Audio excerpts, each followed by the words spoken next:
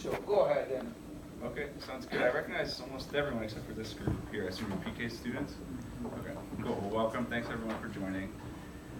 This is my project, thesis project, working on this with PK and Paolo for over a year and a half now. So it is an optimal solar plus storage design for the Colorado School of Mines campus. PK told me I had to put in a little bit about my bio, so here it is. I originally got a mechanical engineering degree, my bachelor's at MIT, and I currently work at Navigant Consulting in Boulder, which is a management consulting firm, and we work almost exclusively for electric utilities. And I passed the FE in the fall, so PK is also happy about that. I said no presentation without that. Yeah. Here's my coursework. I won't go through all of it, but I took a lot of classes with PK and most others in the electrical engineering department. A lot of people helped with this project, friends, family, my committee advisors, other grad students, facilities management people at Mines. So just appreciate all the help from everyone. And so here's kind of the agenda. Oh, and Emily helped out a little bit too. So first I'm going to go through an introduction of the project. I'm going to describe my methodology and then present results, discuss them, and then go through opportunities for future work. So overall, the motivation was basically came from the Mines mission statement, which is education and research in engineering and science to solve the world's challenges related to Earth, energy, and the environment. So we kind of took this to heart and said, how can we develop cost-effective ways to reduce the carbon dioxide emissions at mines? And so what we eventually settled on for the specific scope was a model to design a solar plus storage system for the Mines campus that's cost-effective. Right. Grab it done. So before jumping in, I want to talk a little bit about the climate change problem and ways to address it. So this chart comes from the 2018 Intergovernmental Panel on Climate Change report. And the orange line shows basically our business as usual trajectory. And as of 2017, we had about 1 degree Celsius of warming above pre-industrial levels. And if we don't really do anything, then we're going to hit 1.5 degrees C of warming by about 2040. And what these other lines show is basically different scenarios that involve reaching net zero carbon dioxide emissions globally by 2055. So what these show is that if you do hit that, net zero by 2055, there's a very good chance of staying below that 1 degree or 1.5 degrees Celsius of warming and avoiding the worst parts of climate change. So what I take away from this is that, it could be very bad if we don't do anything, but if we do something, it's not too late. There's still action we can take. This chart, basically, this shows 2017 U.S. energy consumption in units of quadrillion BTUs. So on the left side, it shows primary energy, in the middle is electricity, and then we have end uses, and then finally actual energy services and rejected energy. The main takeaway here is that we mainly rely on fossil fuels in the U.S. for all of our energy consumption needs. And so the main thing we can do, the biggest thing to do, is to reduce these boxes associated with natural gas, coal, and petroleum, and replace them with renewable equivalents. I made a similar chart for the Colorado School of Mines for 2018. This one's in billion BTUs. The main source of data was Mines energy bills. So this 127.3 from electricity, that's actual billion BTUs consumed in 2018 based on the bills. Same thing for natural gas, this 195. This is directly consumed at mines, mostly for the purpose of producing steam for heating buildings. We made some of these numbers on the left. The ratios come from Xcel Energy's generation portfolio. So they have quite a bit of wind, as you can see, but still a large amount of coal and natural gas. And as a campus, we still rely primarily on natural gas followed by coal.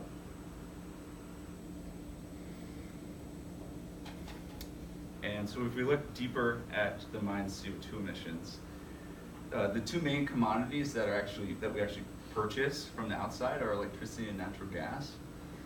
Electricity makes up 40% of the energy when you actually put it on the same units of energy, and natural gas is 60%.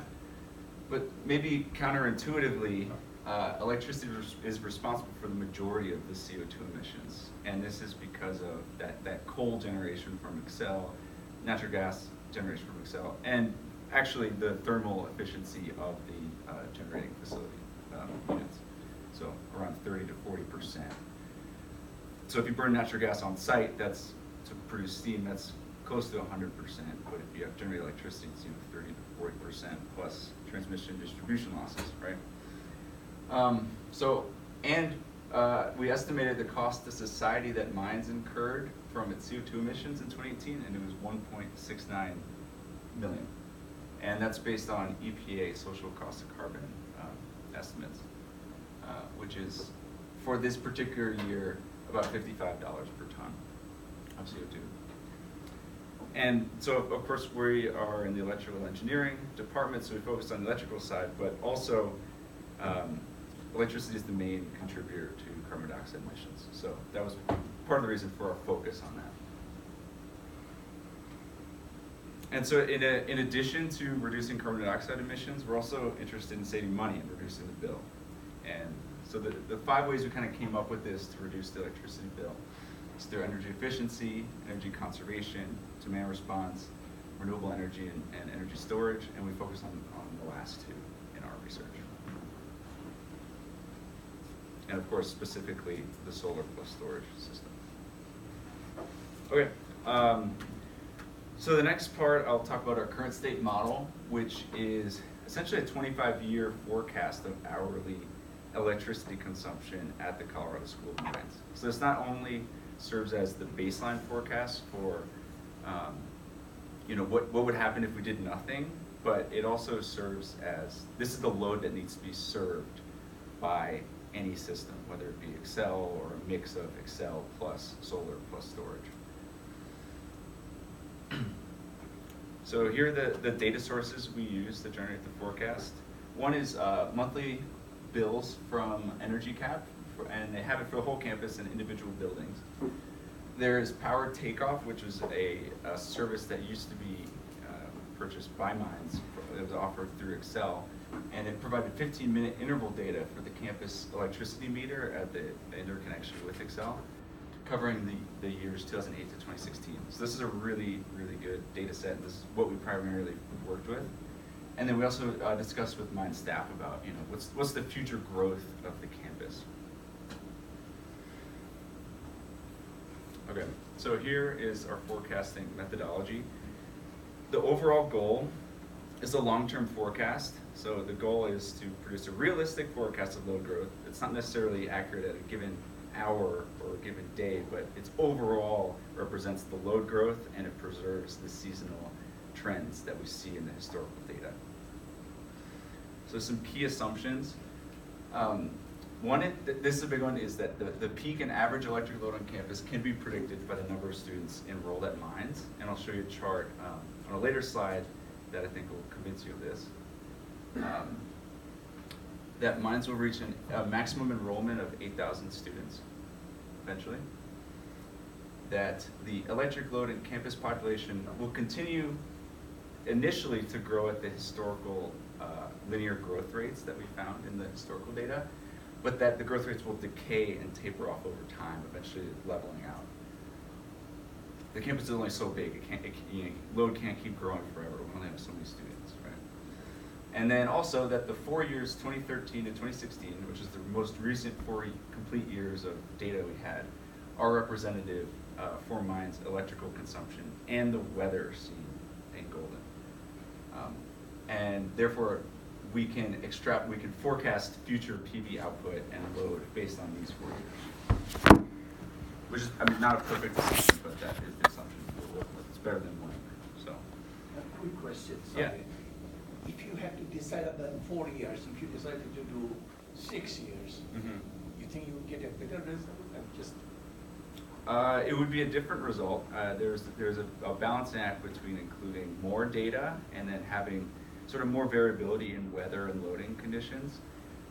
But then you also might be using stale data that doesn't really apply to the current state of the campus. So we don't want to go too far back in time because it might not represent, sort of what's actually here now. Okay, so this is the hourly. Actually, it was the 15-minute data set, which got aggregated up to the hour for the 9 years of electric data. So you can see two things that are really obvious initially. One is the seasonality. The year starts right at this label here. So that's about January 1st. You can see it's lowest over winter break, and then it's highest kind of in the late summer, around late August, September timeframe when it's still hot and all the students come back. The second thing you see is pretty strong load growth. And if you overlay the mean load and the peak load, see that mean load over the 9 years actually grown about a megawatt, and then peak load has grown about 1.5 megawatts over time. So it's pretty, to me, it's a pretty significant period of load growth for mines. And I know I. Go ahead, go ahead. We do not, I completely forgot, 2008, what was the student population, you remember that? I don't know. But that's okay. Yep. Okay. Because there is a chart which he does not show, but that probably would be another one you can add on to this. Oh, I have the chart later. I know you have the chart, but Yep. sorry anyway, I just did not want to interrupt. Okay. Too much. So if you divide the load by number of students, you actually see the reason for all the load growth, and it's all the new students that have been added to the campus. So what you actually see here is a slightly downward trend, but it's pretty weak. And actually, if you remove 2008, it's a slightly upward trend. So we took this to mean that peak load and average load are basically flat with respect to number of students on campus. So if you look at the formulas, it's 1.1 kilowatts of peak load per student and 0.724 average load per student. And then we use linear regression to look at the relationship between number of students and the peak load and establish a linear relationship. It's actually a pretty good fit. This R-squared value is 0.929. So we use this formula later to sort of estimate peak load based on number of students. And same thing, we did this for average load. The fit's actually a touch better. R-squared is 0.954. Why 2010 in both cases deviates the most? Hard to say. Yeah. I guess it's higher population and then relatively lower load. So I'm not sure.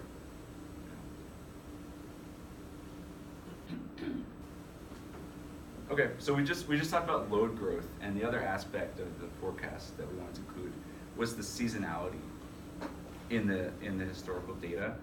So these two charts actually show three different aspects. One is business days versus non-business days. So you can see the green is weekend and holidays, and then blue is business days. So business days are higher than weekends, as you'd expect. There's summers versus winter, so it is higher in July than January. And then you also see kind of the general shape of load throughout the day. And I should note how we generated these. These are average load shapes. So for a given month, say there's 30 days and 22 of them are business days. If we want to know what this value is at 6 a.m., we would take all the values at 6 a.m. on business days, so those 22 6 a.m. values, and average them, and then that gives us that value. So that's how we generate these charts. Not only does the average load shape differ between business days and seasonally, but the load growth rates we found actually change, and that in particular summer business days the load is growing the fastest, probably we expect due to air conditioning load. overall, you see summer growing faster than winter, and for the most part, business days and weekends and holidays are about the same, with the exception of summer business days. So in the winter business, the growth rates are just about the same. And so we use these in applying our forecast, creating our forecast. And like I said before, we expect load to tail off. So we found that basic linear relationship between linear growth rate over time. So we want that to tail off and sort of level off. So we assume it has the shape of exponential decay, the load growth rate. And if you take in, so load growth rates are initially going to start at 1 and then sort of tail off to 0 over time, which means that load will stop growing and level off, right? And if you take the integral, you actually found that, and you also take the integral and you take the limit as t approaches infinity, you find that the final peak load or the final average load is related to the tau that we choose, the time constant in the exponential decay. And so what we actually do is we go back to, I'll go back a couple slides here. We go back to this peak load one, and we say, okay, we know there's gonna be 8,000 students, right? So we plug in 8,000, and we get our final peak load value of 8.5 megawatts. So now going back here, we say, okay, I know there's gonna be 8.5 megawatts, so what does that mean that tau will be? And we find that tau is 11.4 years. So this tau not only defines the final value, but also how fast the load growth rates tail off. So when we apply all that, we get this forecast, this 25-year hourly forecast. The blue is the historical data we used. These are the 9 years that we used, that I showed before.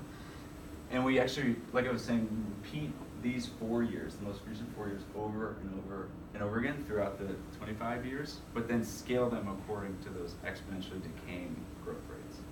And so we end up with this forecast where peak load is, in the later years, gets over 8 megawatts and approaches the 8.5 that we thought would be the final value.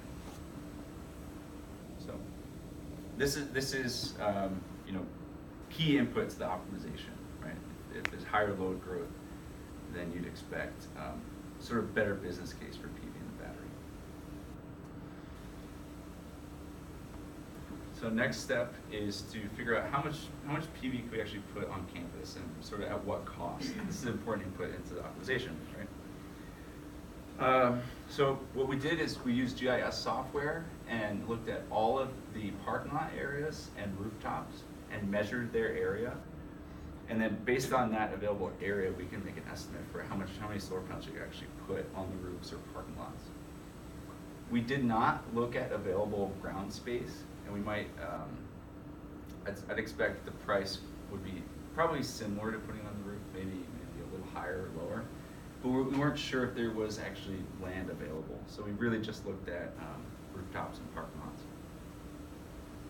And so when we go through and calculate the upper limit on PV, rooftops we can fit about 1.2 megawatts, and we expect the cost to be about $2.13 per watt. And looking at parking lots, it was over 2 megawatts is the upper limit, but the price, since you have to actually build a whole big steel structure over the parking lots, we expect the price to be quite a bit higher, and we're assuming $3.67 per watt. And eventually, I mean, we'll show in the results, but it's not economical at that price. Now, those two numbers are installed cost. This is all-in cost, yep, all-in install cost, design, yep, materials, yep, construction. Okay, so what I described before is all the inputs into the model, and then I'll actually show you the optimization methodology that we use to select the the proper system in different scenarios. So here is our beautiful flow chart, and it's think of it as two loops, and then one is within the other. So this larger loop here determines the design parameters.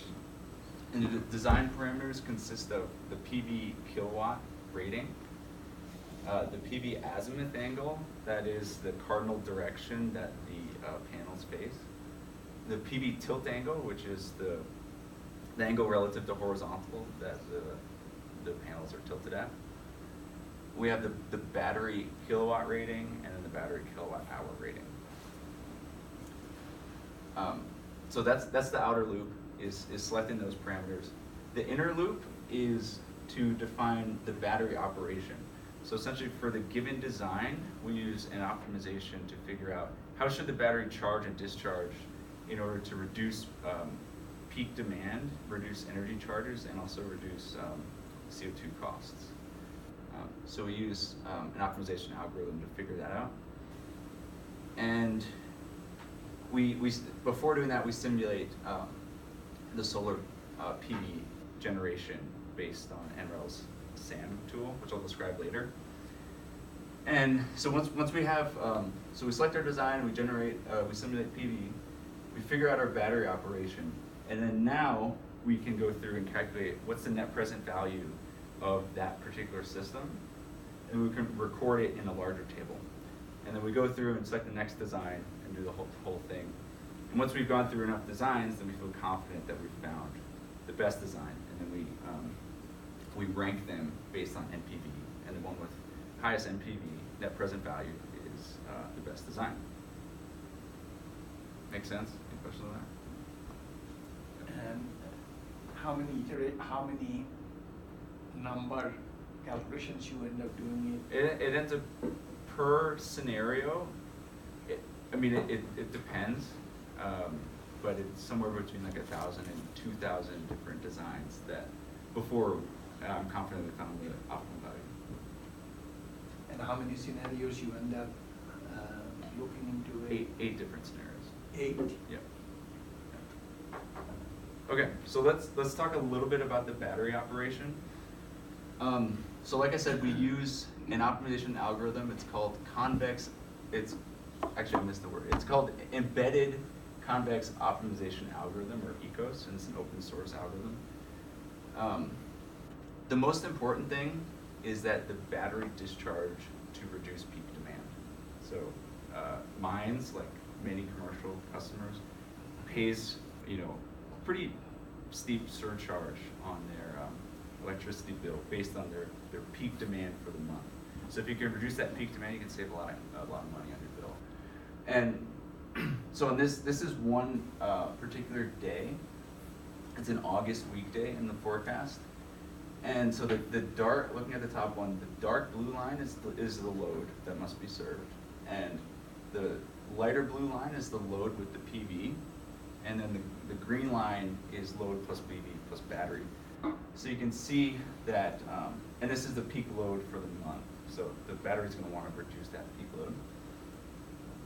And so you can see the battery, which is gray here, kicks in when the PV sort of tails off. There must have been an afternoon thunderstorm or something, and basically backs up the PV system and ensures that you get the peak load reduction that you want from the system. And if you didn't have the battery, you wouldn't get that much peak load reduction from the PV system, because you're going to frequently have afternoon thunderstorms, and frequently the load is highest in the afternoon, and you just get the energy savings, which we'll show later is not as big of a deal as the demand charge reduction.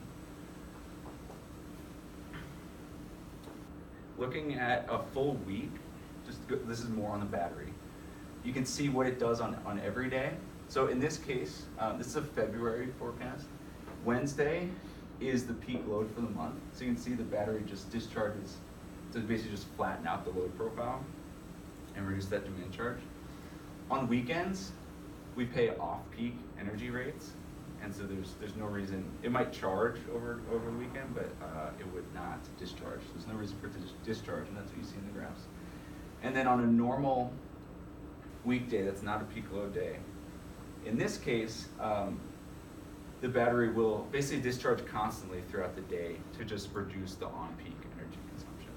And so we pay a higher rate from 9 a.m. to 9 p.m. So if you can reduce energy consumption there, it's about 44% higher. So if you can reduce energy consumption there, then you save a little money too. In this scenario, we allowed the battery to charge from the grid. In the next one, I will show this situation where we only allow the battery to charge from the PV system, which is a requirement to receive the investment tax credit. So if we show, this is the same week and the same size system, and what you find now is that the the battery is constrained by the PV consumption, or sorry, the PV production, and it doesn't discharge quite as much on non-peak weekdays, but it basically does the same thing on the peak day of the month. So it still gets the same peak load reduction, just less energy charge reduction. I think that's it. Yep. You can probably quickly mention, how did you get that 400 or 350 kilowatt or whatever the battery rating? Mm-hmm. How did you come up with that battery? So that, I think that's actually one of the solutions. So, I mean, I came up with sort of the bounds for what I would expect the system to be, you know, the PV. I mean, I defined the upper limit for the PV, right? So you put that upper limit of 1200 kilowatts. Right. There's no upper limit on the battery side. I said it could be as big as is economical. So essentially, this is what the optimization and that ranking spit out. So that's essentially coming out of your algorithms on, okay. Yeah, Okay. exactly. Yeah. So, I mean, overall, like, we're using this optimization algorithm. I don't fully understand everything that it's doing, but what we find is that the battery is basically operating as we would expect it to. So I feel confident that we're getting all the savings we can out of the battery. So that's the main takeaway here. A little bit more on the PV simulation. We simulated an hourly output from the PV system using NREL's System Advisor Model, or SAM. And then we basically get it in per unit, and then we scale it based on the nameplate. And so you can basically have any size system you want, right? We simulate several different, actually many different tilt and azimuth angles. So we end up with about over 1,000 different combinations that we model. So that tilt angle is between 20 and 70 degrees, azimuth angle is between 160 and 240 degrees. Usually, I mean, rule of thumb is that you tilt at your latitude. So here it's 40 degrees, so you tilt at 40 degrees. And then you do azimuth angle is, 180 degrees, which is due south.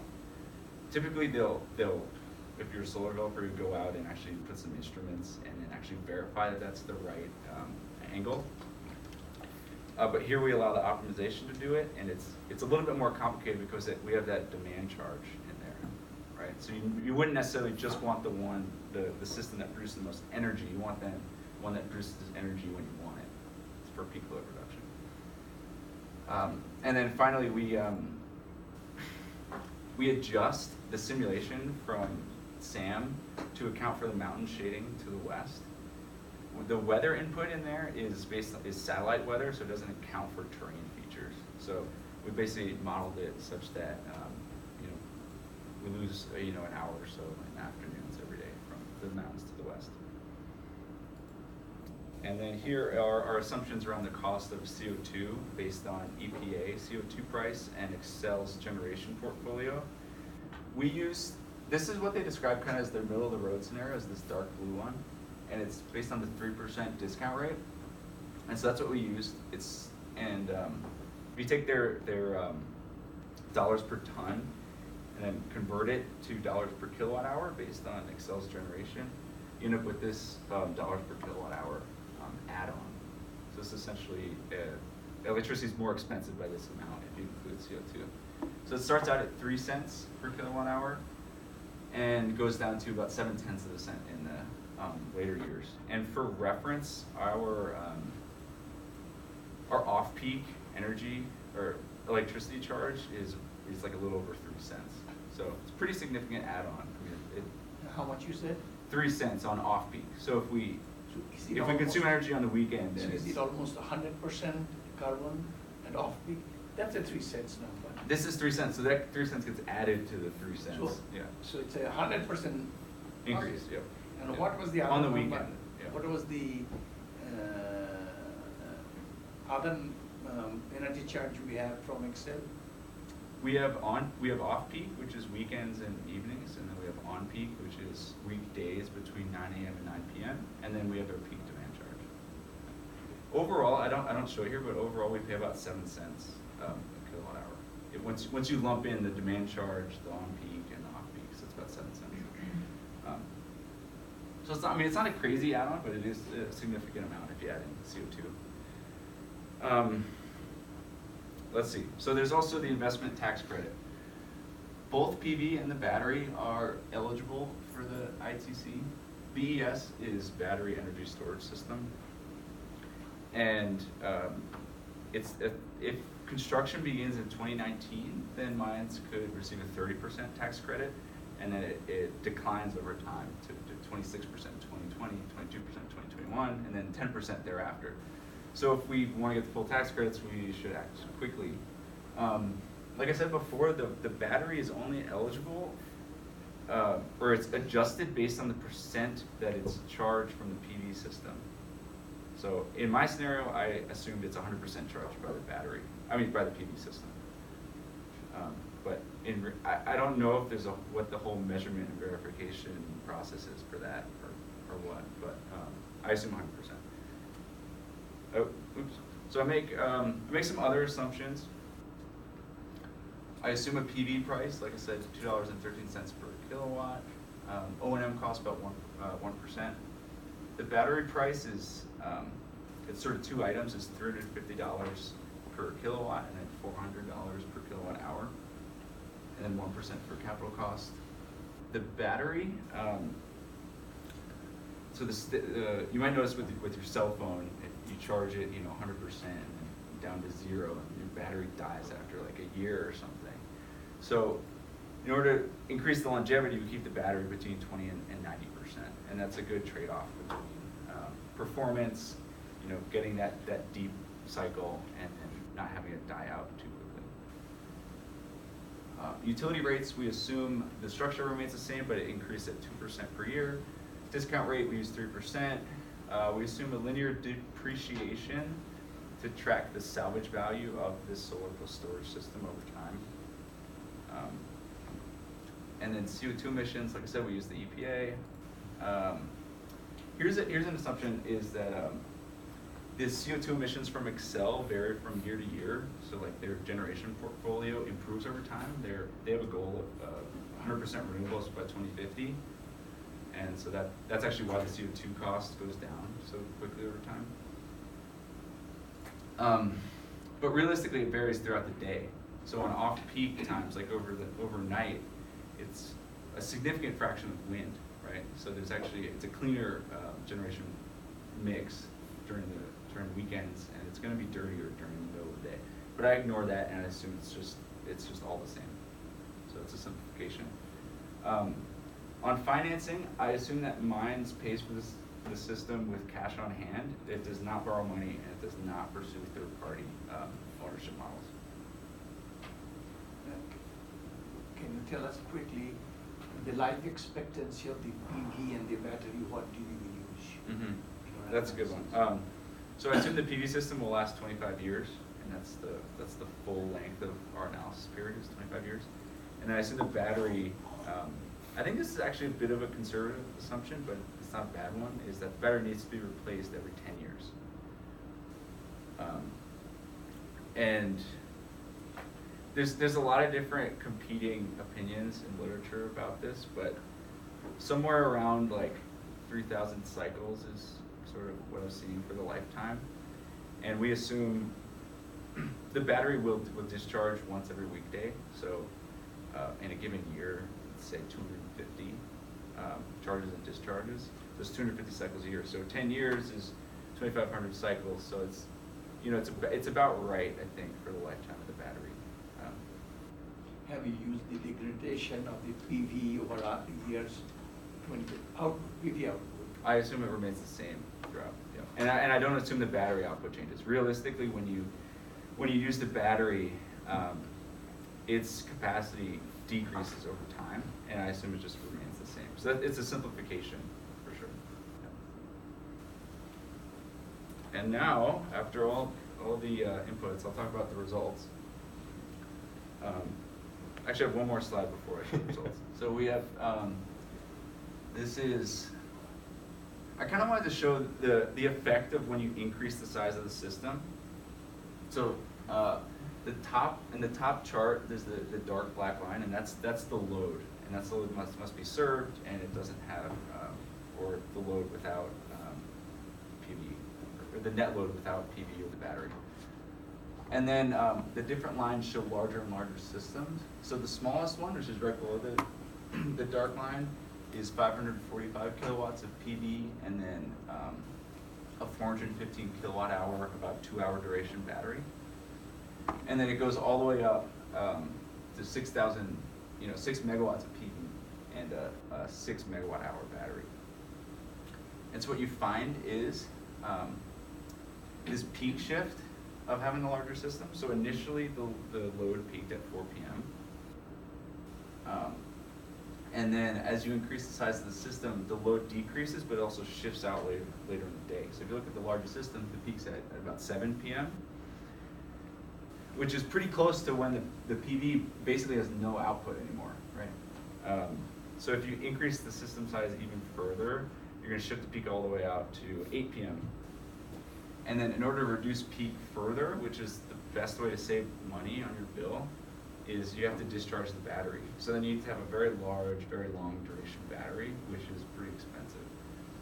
So I show this to sort of illustrate that there's a limit in the economics of this system. And if you just keep increasing it, you spend more money, but you don't necessarily get that much more benefit. You'll save energy from the PV system, but that only saves so much, and it's hard for PV to compete based on just energy. It really needs the peak load reduction, demand charge savings. Brian? Yep. Now that you show this graph, would you have saved yourself a lot of computational time and anxiety and headache and everything, rather than having a 24 hours thing? Would you have focused only on that hour in your, because that's the one where you're really focusing.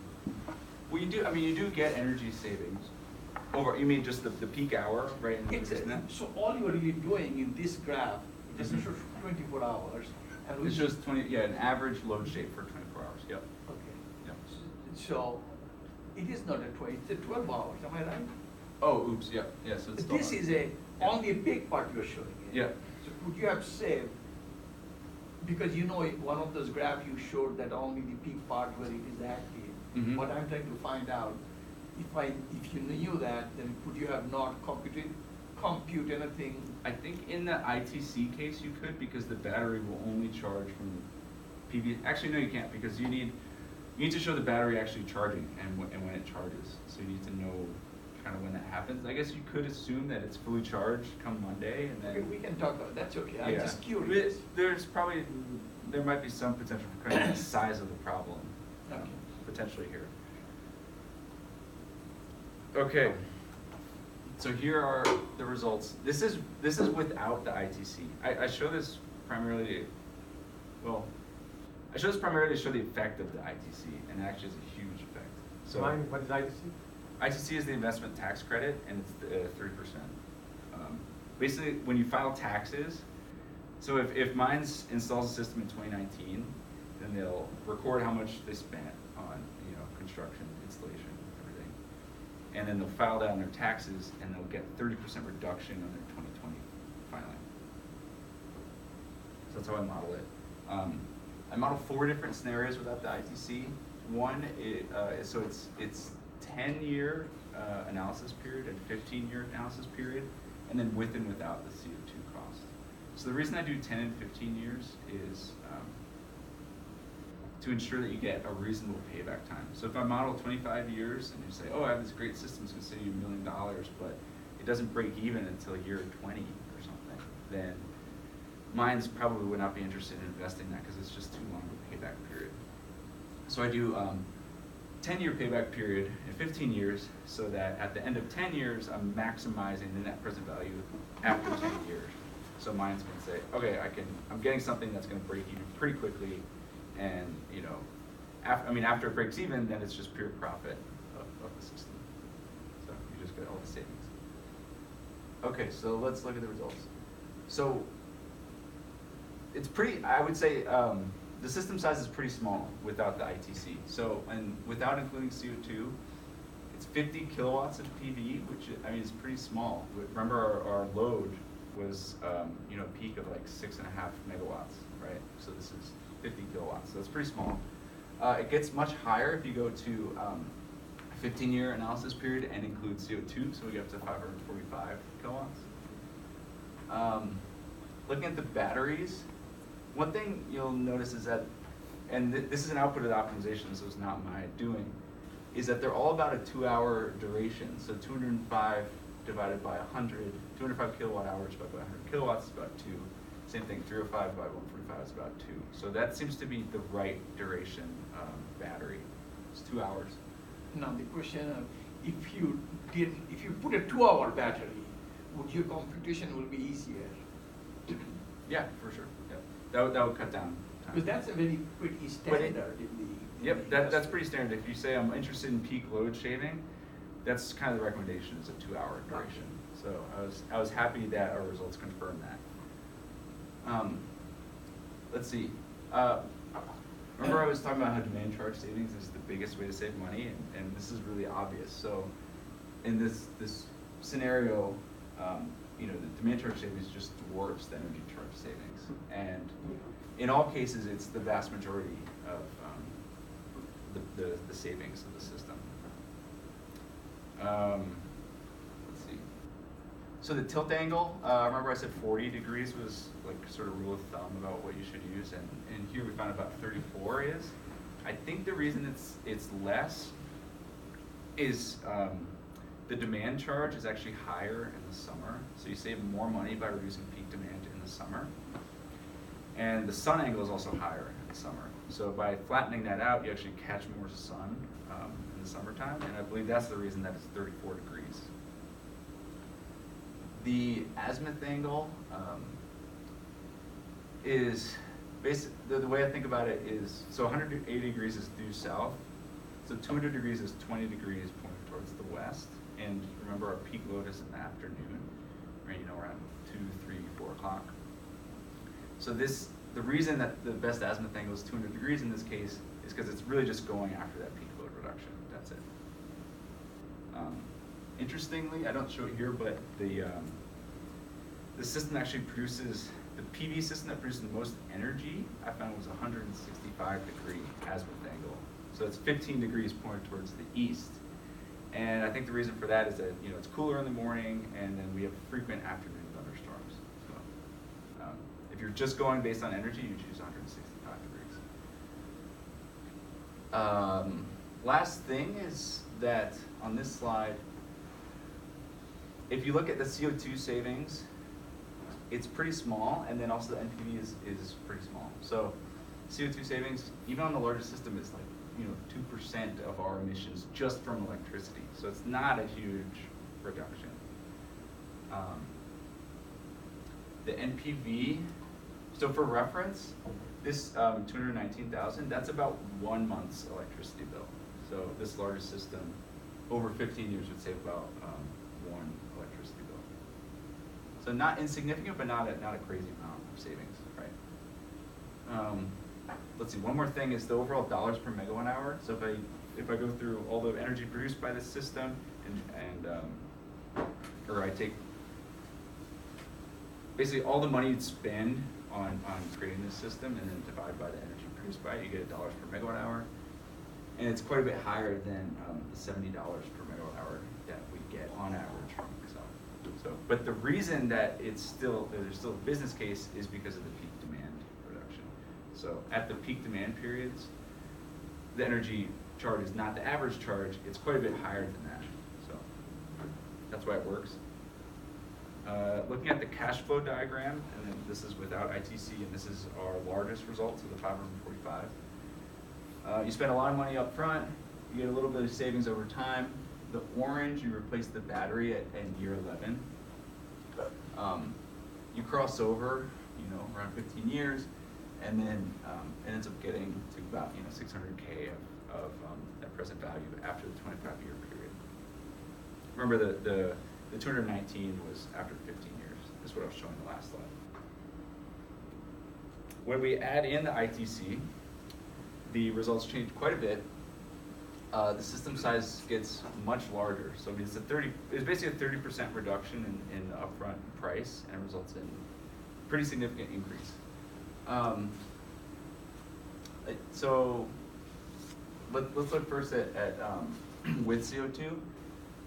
You base 1205 kilowatts was the upper limit for rooftop. So basically you fill up all your rooftop space with solar panels, but it's not an economical price for parking lots. So you basically do none of that, and you just fill up all your rooftops as much as possible.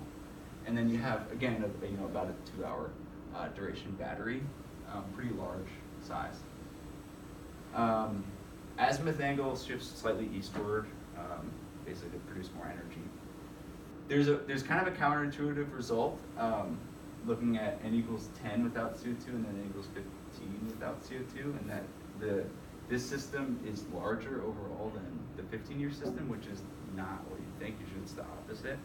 And the reason here is that this one's kind of fake because you have to replace the battery in year 11, and this one does not include it. And that battery that you replace it, you don't get the 30% discount on. So essentially you buy a big battery and then it can support a large PV system, but then you get hit with this big replacement cost in year 11. And this scenario doesn't account for it. So I kind of dismiss this one, and I think this 15-year one is sort of more accurate. Cash flow diagram with the ITC. So you can see you spend about $3 million up front. This is our largest system, which is the right-hand result. And then you get your ITC, this gray bar, back in year 2. And after 25 years, the system's worth about 1.5 million in savings, which significant. Mine has a big budget, but that's not insignificant. It's not such a big budget at 1.5 million. That's nothing. So. We also compared our results to Homer Grid, which is another leading, not another leading, mine isn't leading yet, but it's a leading renewable optimization software. And we compared our results in the without ITC case. They're very similar, so we feel confident that the results we're getting are realistic, and the model we're doing kind of gives us the right result. PK asked me to talk a little bit about the contribution, since that would be a question that would be asked. We created a novel technique for load forecasting, and I think we came up with a reasonable result. We designed an optimization framework that expands upon existing software tools in certain ways, finding optimal solar storage design. For example, we use a forecast. Most of them use just 1 year of data. We use a time-varying CO2 cost, and most of them just use 1. So you kind of get more of a detailed view.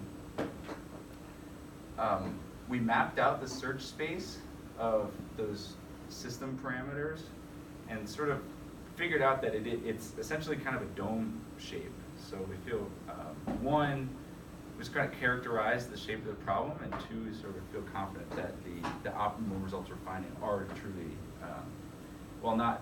we haven't mathematically proved that they're the optimal result. We feel confident they are very close to the optimal result.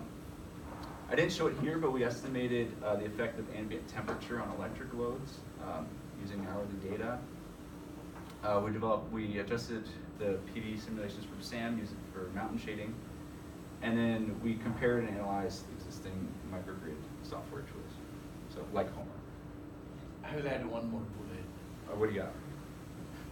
So this is the first any kind of a study done on campus by students/faculty of that nobody had done. In fact, I was coming here and I thought that, so that's really something. Paulo is the building. No, research. Paulo, hey, we are team. Okay. We are doing right, it. we're all okay. So we're all Paulo is team. PK and PK is Paulo. Yeah. So Okay. we are not inseparable. PKPT. Okay. Right. But the point is, it's a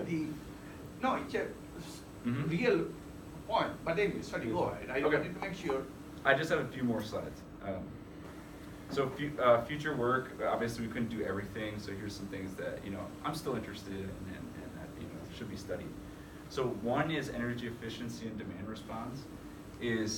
I think, my opinion is that it's pretty likely that there are cheaper ways to reduce that peak demand and cheaper ways to reduce energy than with the PV and battery system, namely through efficiency and demand response. I know Professor Tavares is interested in thermal storage as well. So I think that's something that needs to be compared mathematically side by side to kind of figure out what's the best mix and what's the cheapest way to kind of save money and save CO2 emissions. So that's one. Why was it compared? Why couldn't it be both?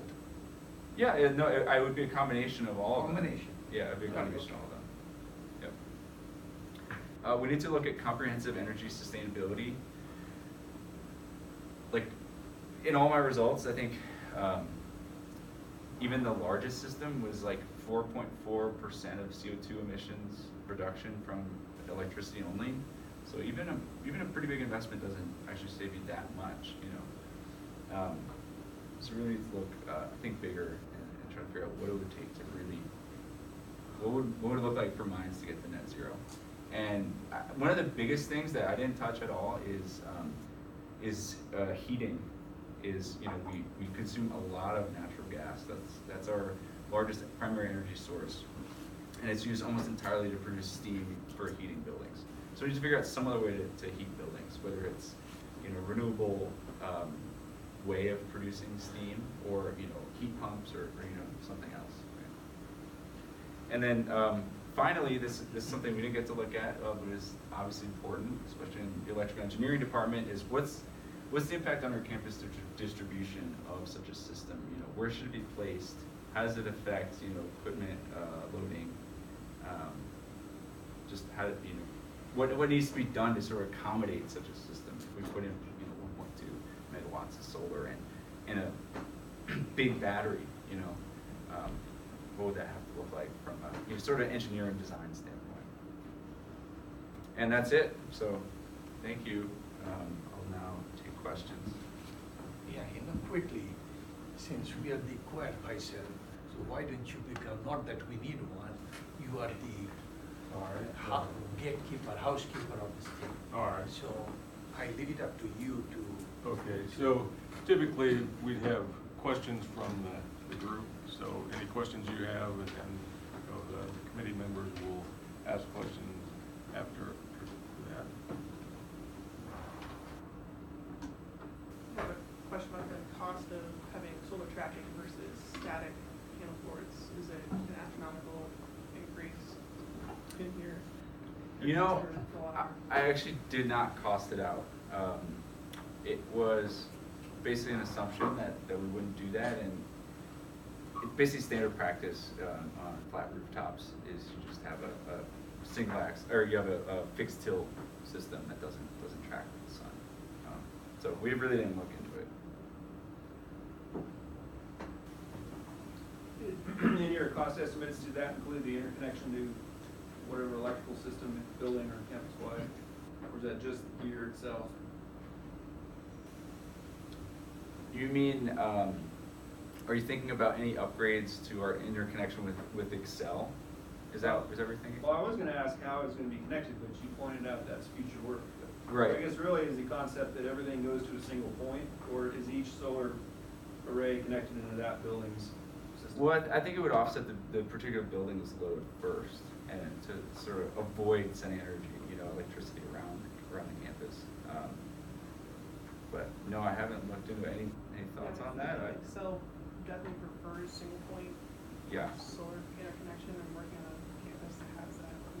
One building, they're like, oh, you need to bring it into our main meter section, so that's something that. See, the only thing he did not, or we did not do it, is we did not split that 500 kilowatt or whatever, or 50 kilowatt, or 200 kilowatt, or the battery size.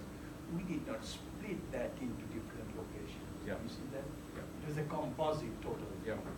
So to answer your question, that would add up the cost, and over the whether that $2.13, Mhm. 30 cents will include that one, we do not know. Right. So that would be something we can, so the number we use is a composite, assuming whatever it is, we'll keep that number. But if not, it's not going to be a big thing, we can look into it at some other point.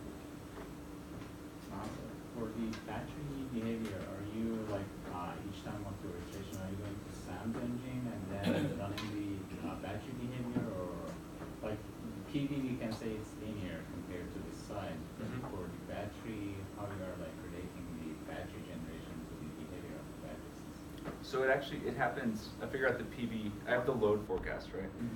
My next step is to figure out the PV simulation, right, as you described. And then it doesn't go back to SAM, but so the PV simulation is set, and then I essentially optimize based on the load plus the PV, that result of the net load. Does that make sense? So it doesn't, it's all done in my software, it's not in my code, basically. It doesn't talk to anything else. I get a big giant output from SAM, so it's 1,066 different systems, so it's 1,066 different columns, and then it's 4 years deep, so it's 8760 times 4. So I get this big table, and then in my code, I basically just look up the right column in that table, and then scale that, and that's my PV output. Does that make sense? That column like consists of both PV and battery at the same time, or is that It just consists PV or of just the per unit PV. Yeah. Okay. And then the battery output gets calculated later through the optimization algorithm. Thanks. Yep. I got another for you. Is the ITC, is that a federal incentive? Yep. Does mines pay federal income taxes? That's a good question. Probably not.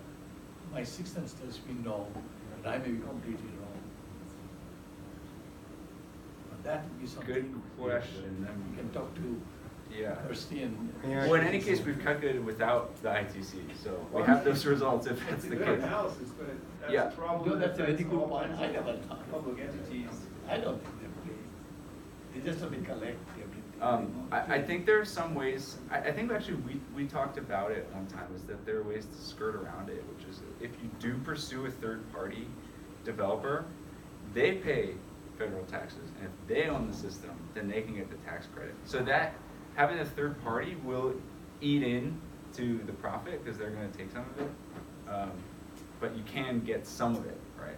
So probably realistically, it's somewhere between. Yeah, so that would be a different economic calculation. We assume mines is a pot of gold, we just take it, few of them, Right. invest it. Yeah, but that's a very But good that's, point.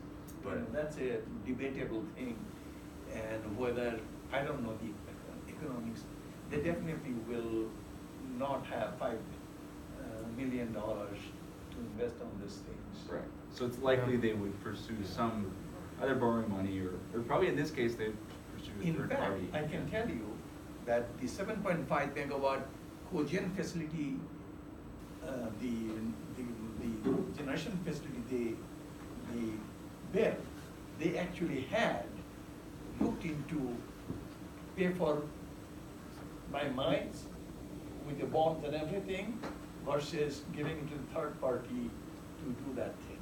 So I know that they looked into that choice, Mhm. but knowing the ultimate result is mines wanted to own it Mhm.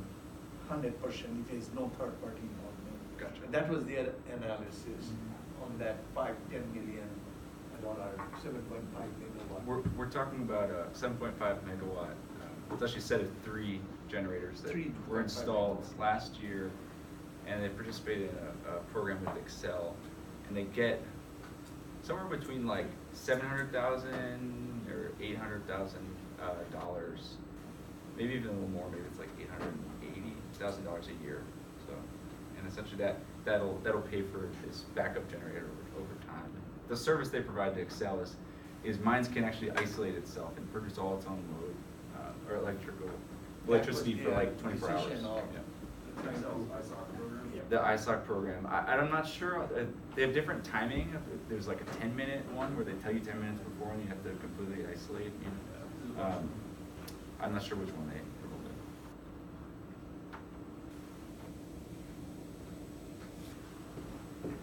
Given your estimated cost savings, do you actually see this as a viable future for the Mines campus? And if so, what steps are you taking to see it go further?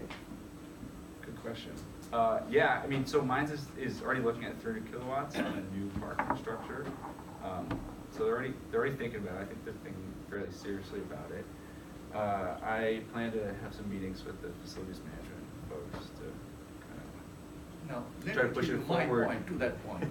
Yeah. Even if it costs us a little bit more money, you know, you just cannot put everything in the dollars and cents. And as we are trying to talk to them, that it should be, if you put the educational value, we can actually create it. You know, we call art, energy, and so environment, and we do zero on renewable energy. So it just doesn't look very good. Now, for your information, why don't you quickly tell the whole audience, the other campuses, if you remember the number, how much money San Diego or UCLA they spent? Give them an idea. I don't remember how much money they spent, but like I remember Arizona State, they're. Well, how you remember? What was it? 24 megawatts. Yep. They spent CU has hundreds like of millions, literally. Hundreds of millions. I find even the number from the San Diego and a couple of places. Yeah, you can see you So and you CSU. you don't have to go that far. You know. CSU has a lot. Okay, also. so they have taken a different approach. As an example, here, only 60 miles from here, CSU, they are putting these PV, because they have a lot of land, you know what I mean? So they can put the PV. But money was not the only driven factor. There are other, like the carbon was a big thing. And with a bigger campus, when we have a 50 kilowatt or 100 kilowatt, we are talking of the minuscule compared to the bigger system. So the point we are trying to, at least we wanted to find out, what does it cost? Is it really realistic, practical? But then we have never added any value to the education experience, notoriety, global. You are smiling, but believe me or not, you know, Mines thrives on that everybody thrives on that kind of thing. Mhm. So we can put some, how much dollar value are you willing to put on that one? So now we need to make a case, so this is the first time we're trying to even look into it. At least thank God that it's not all negative, it's a few dollars positive. So the question is, it's a very interesting, nobody knows. The PV market is tough in Colorado because electricity is pretty cheap. And this number will be very different if you go to Hawaii or any other places or Northeast, you know. The question is, our electricity price is still Yeah. cheaper. And we get high, medium voltage service, so we actually, we pay a lower price than average. So it's and then we never got involved with the negotiation with the Excel on the rate base. We just assume whatever is their contractual obligation is right now. Do you understand? We did not try to talk to Excel and say, listen, let's sit down and negotiate, but that will be a different thing to do it, if ever. And that's where probably some of those interconnection issue and other type of bigger issue will come to the picture. But we did not look into any more of those things. Any more questions from the group then? So I think then what will happen, we'll ask you to leave and the committee then will address